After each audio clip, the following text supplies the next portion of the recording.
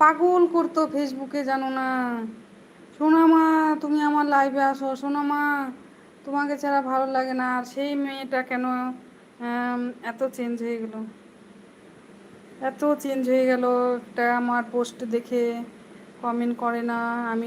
আমি ওকে comment SMS করলে ওই রিপ্লাই দেয় না। আমিও আর ফোন করি না। যে কেউ যদি দূরে সরে যেতে চায় মন থেকে, তাহলে তাকে বিরক্ত না করাটাই তো ভালো, তাই না?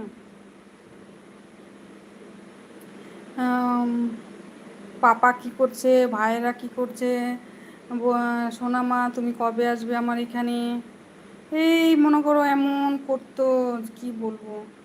কেউ হয়তো আমার সম্বন্ধে কিছু একটা বলেছে, বলা যায় না, বলো।